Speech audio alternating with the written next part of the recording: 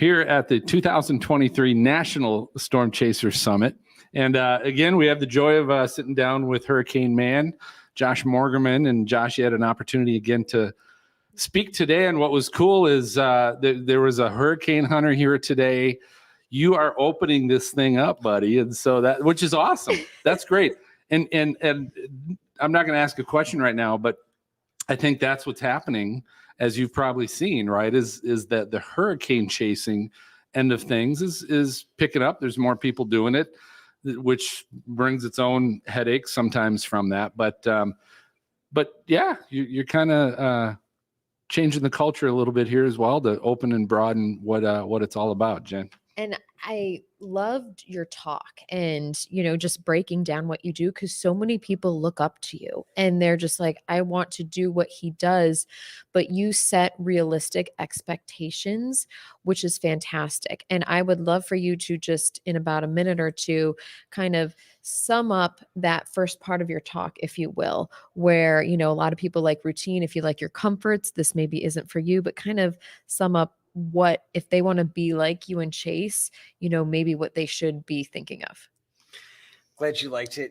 Yeah, I wanted to, this room is full of so many excellent storm chasers. And I think of it as sort of like a tornado scene, but there's a lot of people here are excellent hurricane chasers. So I wanted to bring new insights. And I thought the way to bring new insights here is to talk about chasing abroad, outside of the United States, because that's what I think there's not a lot of that going on. And what I wanted to emphasize in my talk, which you picked up, is that once you leave the United States and you're chasing, in the other parts of North America, Mexico, Central America, the Caribbean islands, the Bahamas, that it is a completely different ball game. Everything about it, all the things we take for granted here, amazing radar, paved roads, high population density, all those things we take for granted, you don't necessarily have those things in other places. And I was trying to just emphasize to folks that, be ready, go for it, but be ready, because it's a different sport. Yeah. And I love your tip of, like, let's say you're going to chase in Mexico, go to Mexico before you're under the gun, right? Of like the stress and the storms approaching,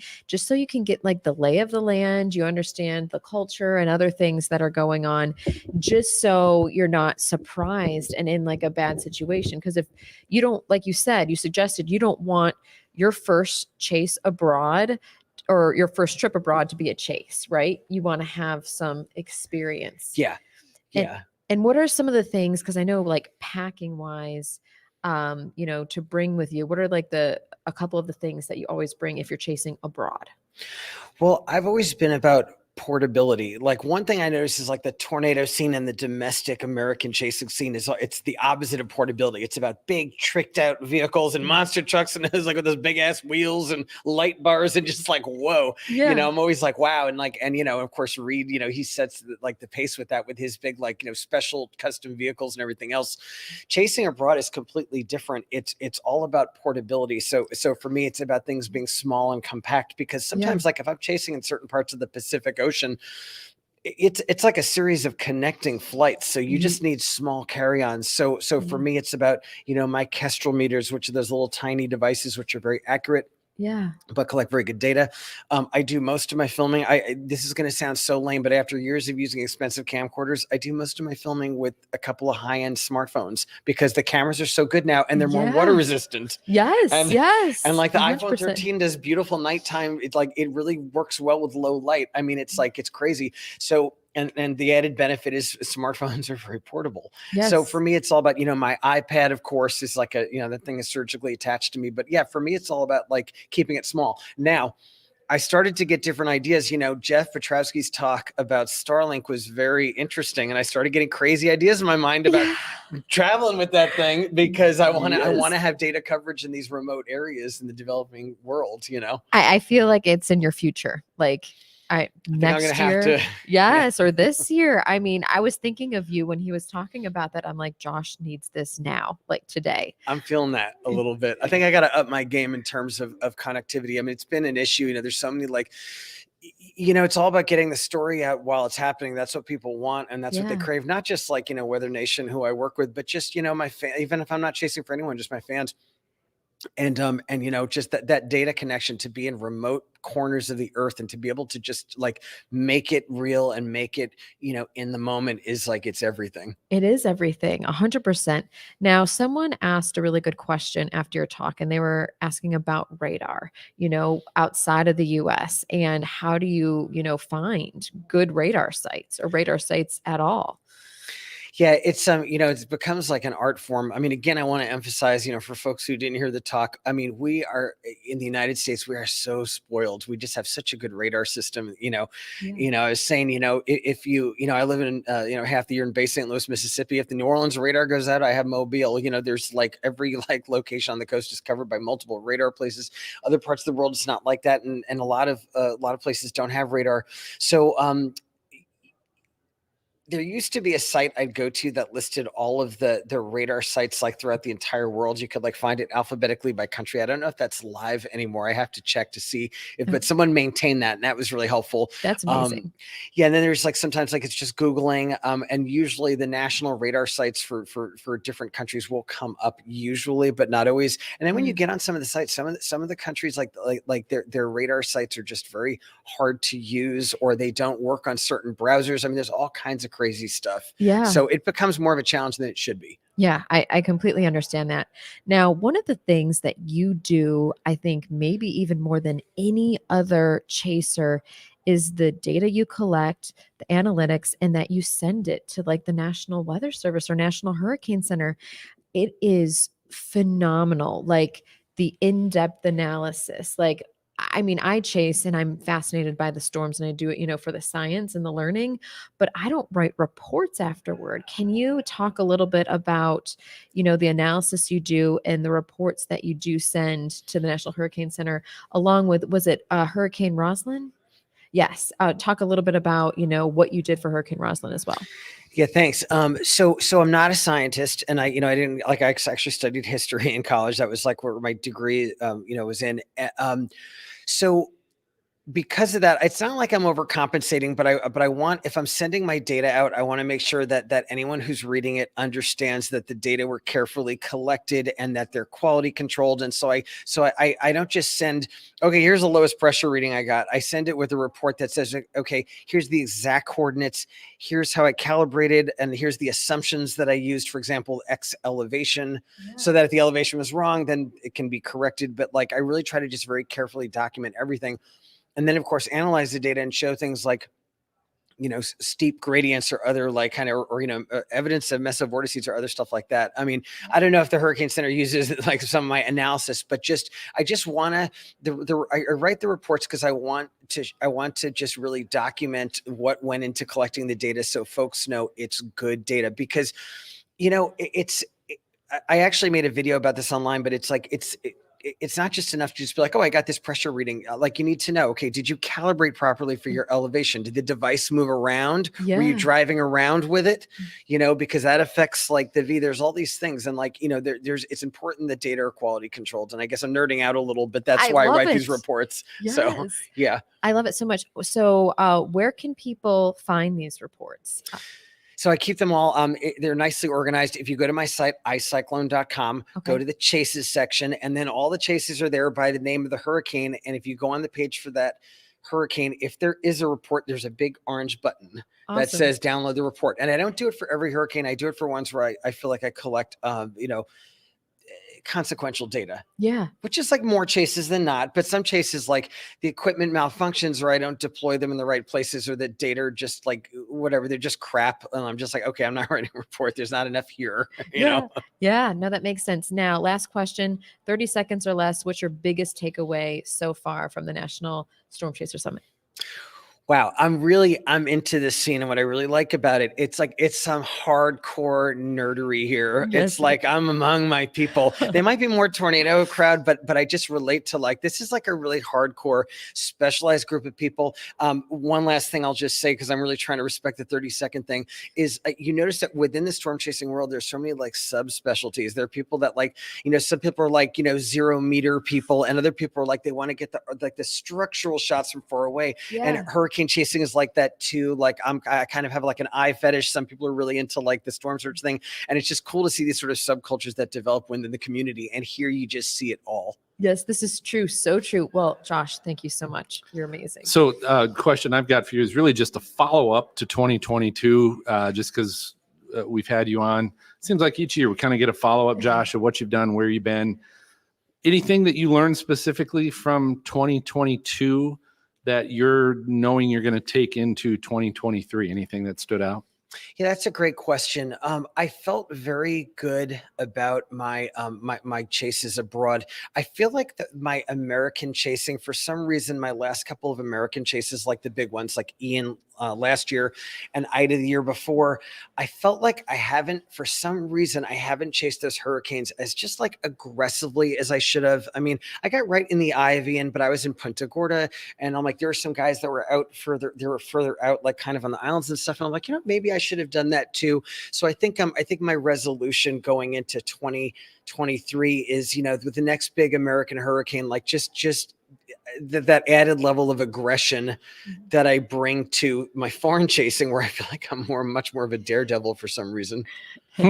Interesting. Yeah. I get inspired. There's like some of the 0 meter tornado folks are like, who are like a little crazy.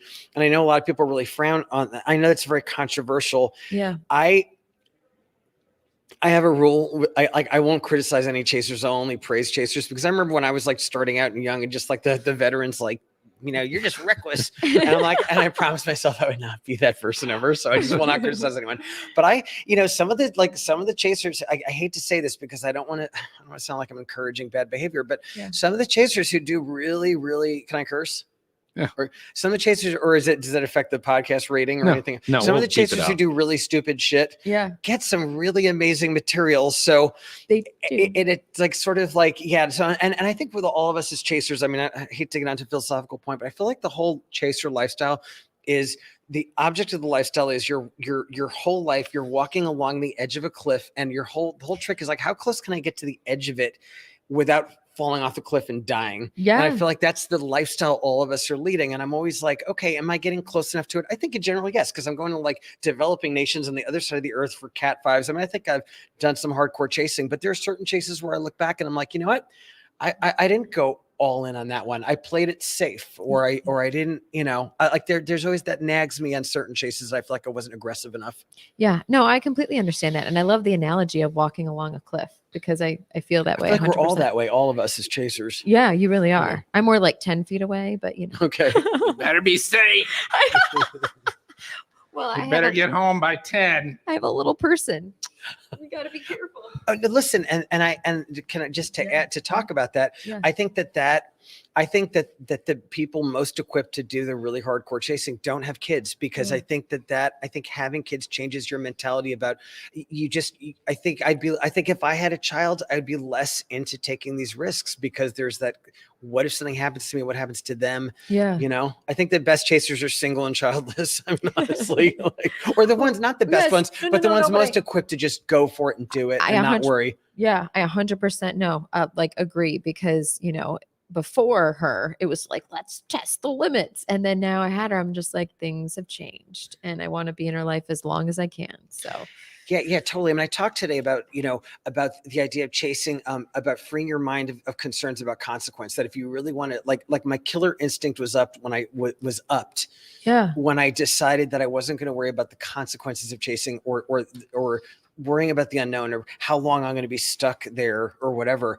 And you just can't think that way if you have a young child. Yeah, it's selfish. No, it really is. So, yes. Oh my God, Josh, you're amazing. I think we did it, but we are going to have you do something else. We're doing the way stuff now. And I'm taking a selfie too.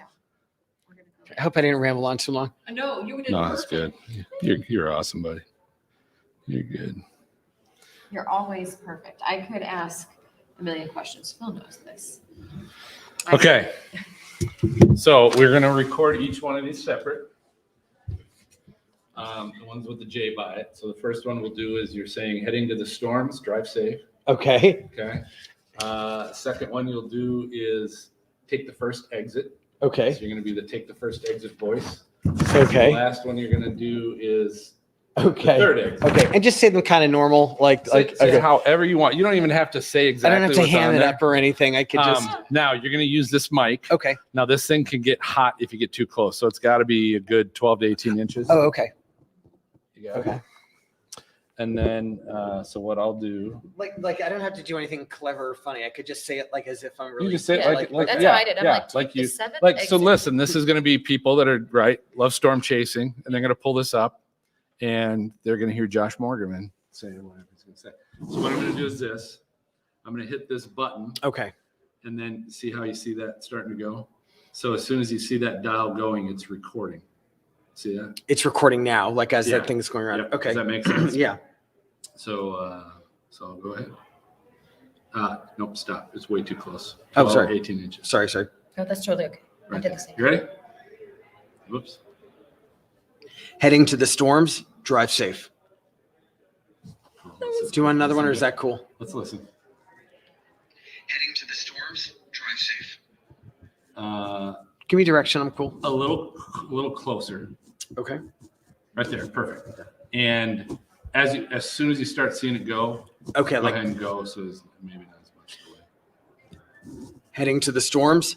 Drive safe. There, I think that's good. Golden. Heading to the storms. Drive safe. Like that. Okay. You're cool. So Yeah. I'm gonna say that one. And then what's your next I don't one? mind doing repeat. Like for my show, I have to like record everything. You 40 tell me. I fucking mean, as times. long as you like it. As long as you like I'll give you one more. it. Okay, hold on. Let me go back to it. Which one? Which? Heading to the storms. Drive safe. Yeah, that's not what it's called on here. So you Oh. are the second from the bottom. Yes. This one's called "Have a Pleasant Drive," but that's not what storm. So I rewrote it. Thank So you. it sounds like a Okay. storm chaser would say it. So, hold on here. I want to make sure that was it. Heading to the storm. Yep. So, click the mic here. This is why Phil is so creative. He's Hold on. like the Why is this brainchild not- of everything and beyond. Delete that recording. Okay, there we go. All right, you ready to try it again? Heading to the storms. Drive safe. Okay, so now you have two. Okay. Heading to the storms. Drive safe. It's great. Okay. That one's good. One's a good one. Okay. Yeah. Say Take that the one. first exit. Take Okay. the first exit. Let's find that. All right, you ready? Take the first exit. I can already tell that was a good one. And then you got the third exit. Okay. Third exit. Ready? Take the third exit. You're good.